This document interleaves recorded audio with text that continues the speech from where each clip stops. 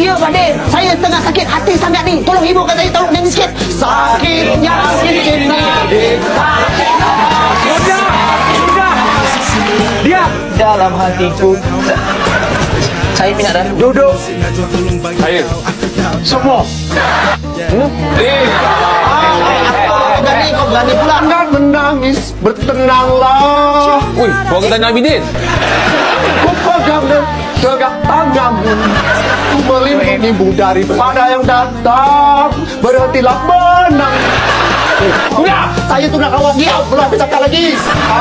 Apa dengan saya ni? Kau tuduh orang suka-suka